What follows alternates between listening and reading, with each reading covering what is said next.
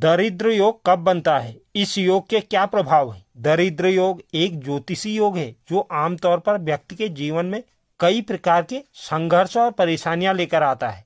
यह मुख्यतः तब बनता है जब कुंडली में कुछ अशुभ ग्रह विशेष स्थानों पर स्थित होते हैं तो दरिद्र योग बनता है। दरिद्र योग बनने के कुछ मुख्य कारण हैं। यदि कोई शुभ ग्रह किसी अशुभ ग्रह के संपर्क में आ जाए तो इससे दरिद्र योग बन सकता है। इसके अलावा यदि देवगुरु बृहस्पति छठे से 12वें भाव में स्थित हो तो भी कुंडली में दरिद्र योग बनता है। इसके अलावा यदि शुभ योग केंद्र में हो और धन भाव में पापी ग्रह हो तो दरिद्र योग का निर्माण होता है।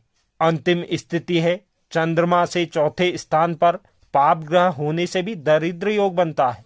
अगर हम दरिद्र योग के प्रभावों की बात करें तो दरिद्र योग बनने से जातक को जीवन में कई कठिनाइयों का सामना करना पड़ सकता है, जैसे कि धन की कमी, कर्ज और आर्थिक संकट जैसी समस्याएं। इसके अलावा गुप्त रोग, आंखों, फेफड़ों, पित्त और मूत्राशय से संबंधित बीमारियां, साथ ही गुप्त शत्रुओं से परेशानी और नुकसान से संबंधित समस्याएं, जीवन साथी के साथ मतभेद और मनमुटाव होना, यह इस योग के प्रभाव है।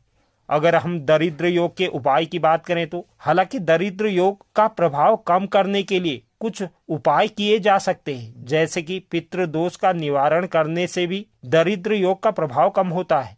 इसके अलावा शनि के बीज मंत्रों का जाप करना, दान करना दरिद्र योग के प्रभावों को कम करने में मदद करता है। साथ ही शुभ ग्रहों की पूजा और मंत्रों का जाप करना भी दरिद्र योग के प्रभावों को कम करता है। लेकिन यह भी ध्यान रखना महत्वपूर्ण है कि दरिद्र योग एक अशुभ योग है, लेकिन इसका प्रभाव हर व्यक्ति पर एक जैसा नहीं होता।